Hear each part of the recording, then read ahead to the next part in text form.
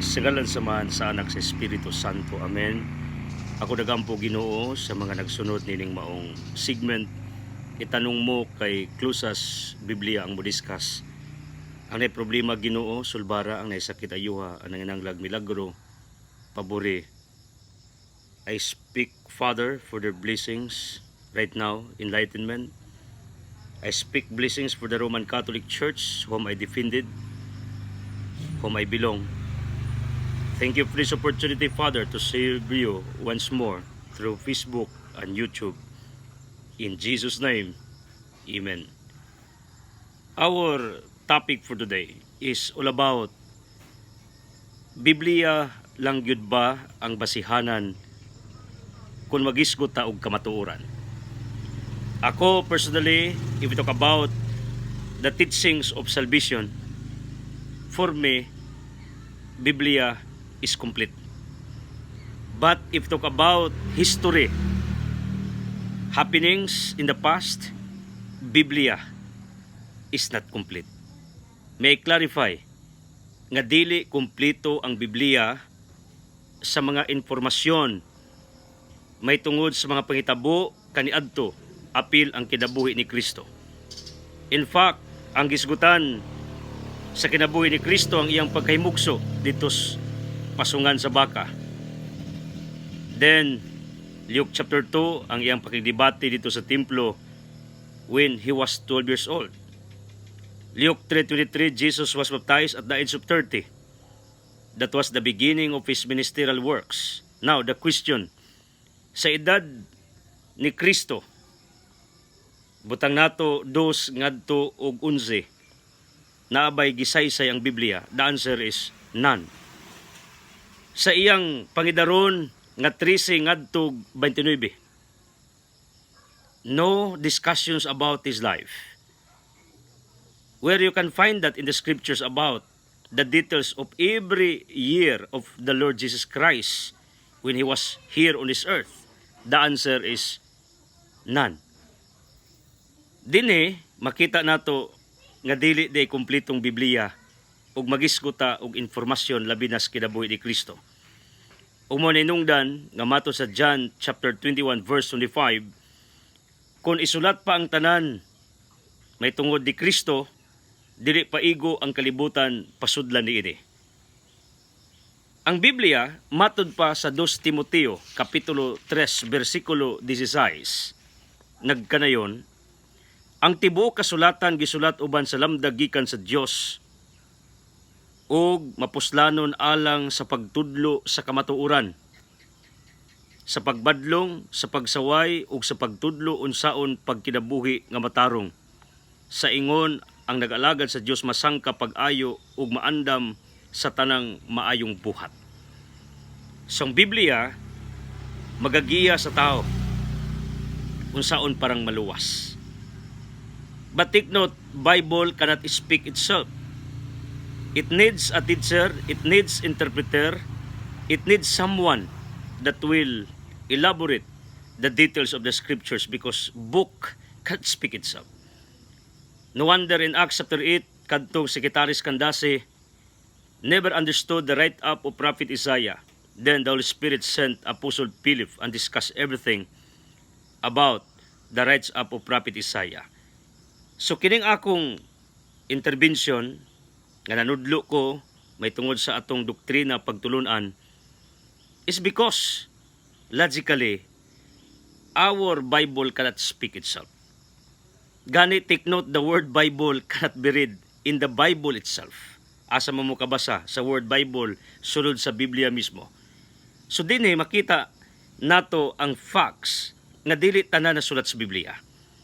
O gani matud pa ni Apostol Pablo sa 2 Tesalonica kapitulo 2 bersikulo 15, busa maigsuon barog nga malig-on ug pabilin diha sa mga gikabiling pagtulunan ug pamatasan nga among gitudlo kaninyo pinaagi sa wali o sa sulat. So dunay gikabiling mga pagtulunan, meaning wala na sulat. No wonder in Isaiah 34 verse 16 in the Old Testament, it's very clear that Scripture has a companion. atong basahon for clarification purposes. Unsay gingon sa Isaiah 34 verse 16, susiha ug basaha sa libro sa Ginoo, walay usa kanila nga makulang umawad-an sa iyang paris. Kay pagbuot kinis Ginoo ug ang iyang espiritu mao'y nagtigom kanila. Susiha ang uban diyas kasulatan kay duna ni paris. So kining paris nga gisgutan diri, paris sa kasulatan nga pagbuot sa Ginoong gitigom ni, motong gisgutan ni Pablo sa 2 Tesalonica 2:15 gikabilin-bilin nga sugilanon. The attack of other religion about that our doctrine of tradition. Kanang gikabilin-bilin nga mga sugilanon ilang gamito ng gingon sa Matthew 15 nga kini matawhanan nagsulod lamang sa mga pagtulun-an nga gikabilin-bilin sa ilang mga katigulangan.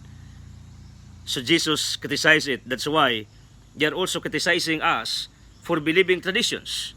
But as what I told you, kung magisgot tag kaluwasan ang Biblia, kumplito. Pero kung magisgot tag informasyon, mga pangitabo in the past, Bible does not contains everything. Monang ang Biblia technically, if you talk about information, mga pangitabo, kasaysayan, dili siya kumplito. Mao nang dunay kuyog, dunay paris. Mao ni ang katarungan ug rason nganong kitang Katoliko nagtuog tradisyon. What is tradition? Kining mga history nga dili na malangkad sa kasaysayan.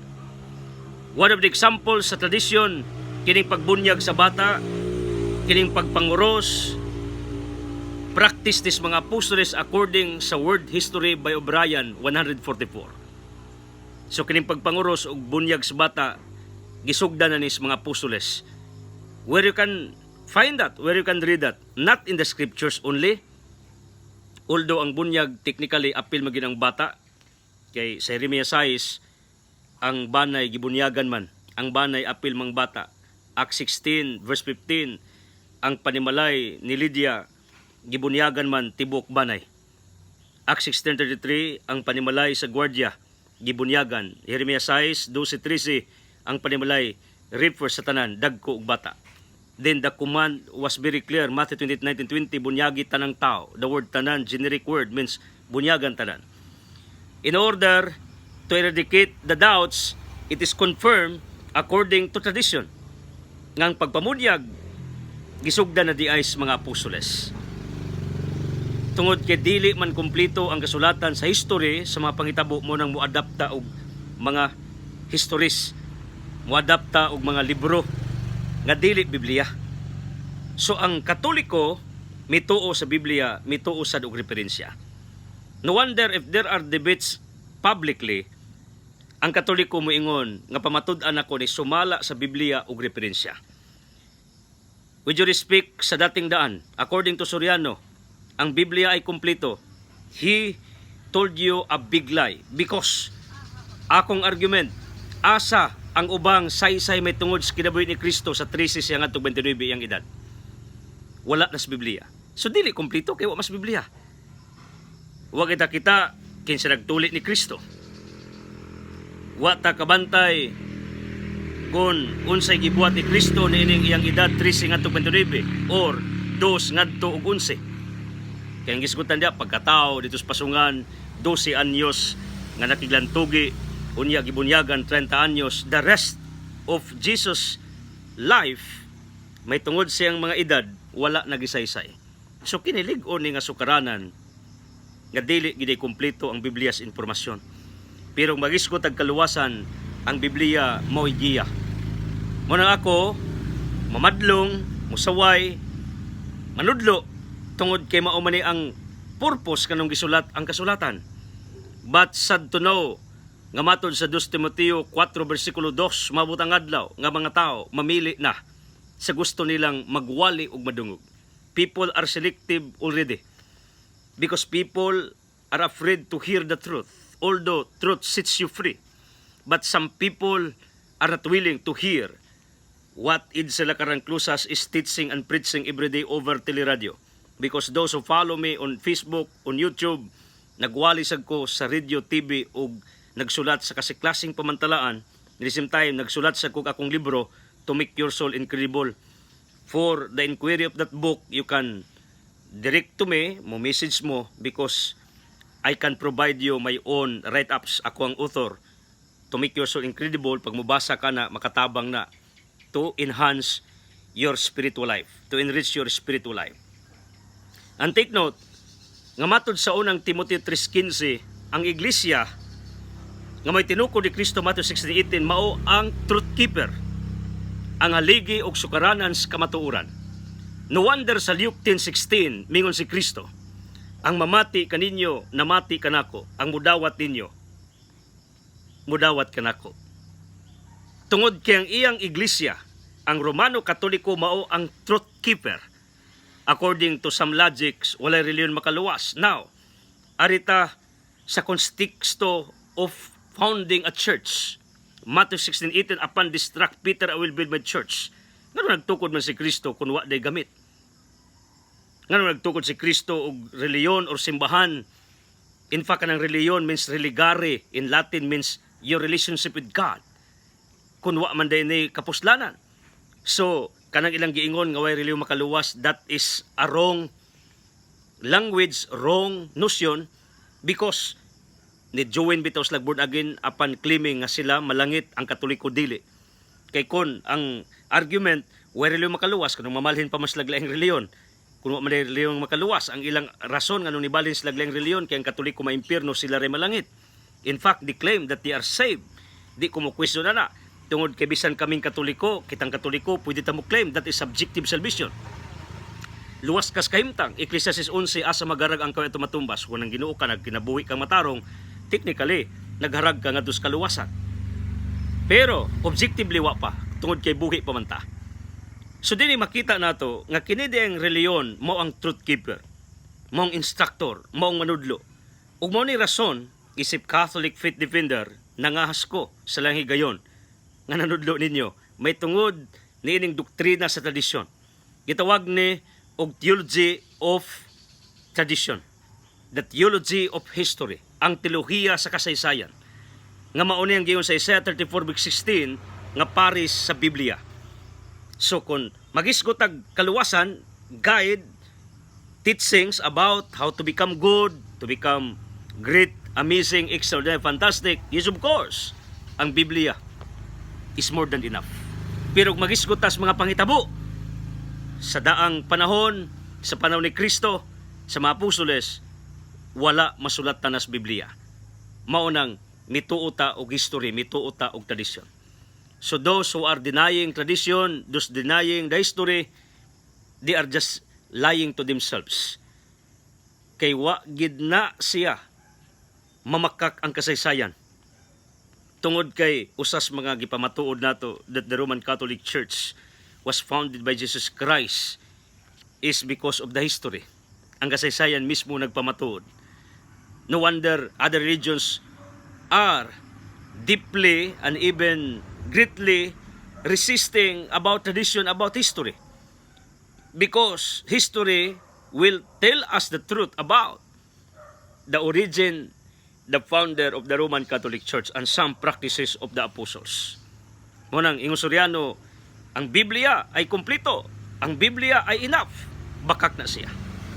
Tungod kay kung ako ang mo cross-examine sa iyaha or ninyo, kana lang ang akong argument, asa nasuwat ang kinabuhi ni Kristo sa edad niya 13, 14, 15 ngadto 29. You cannot read that in the scriptures. So ingon ka kompleto pero di ka kabasa. So you are lying.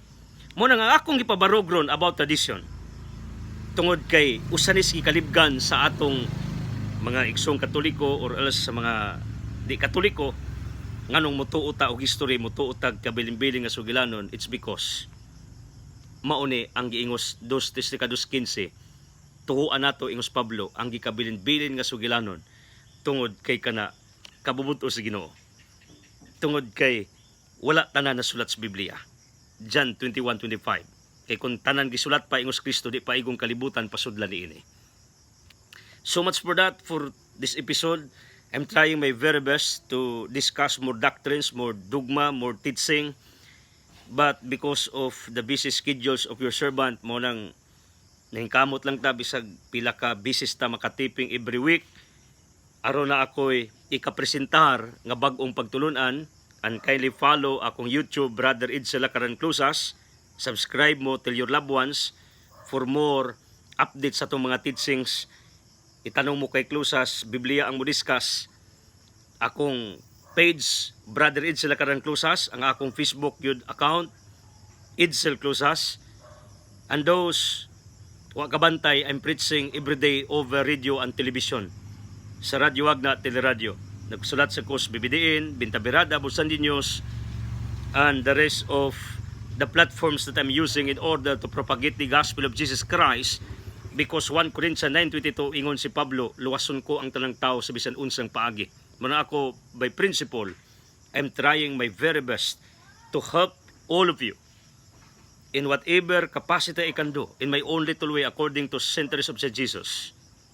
Just to enlighten you and to coach you, to mentor you, to teach you something. If you have questions and queries, direct to me, na ako'y messenger, message lang mo, kay pwede na ako na itakol along the way. Ako nang i-discuss para mahatagan og katinawan, mahatagan nato og sakto nga pamahayag ngang Biblia mismo may mudiskas. Dili kaugalingong opinion sira ang saligan, kundi ang Biblia mismo mo ay muhatag siyang kaugalingon nga baruganan. Pagpalain kayong lahat for watching, for following. To God be the glory. Jesus loves you.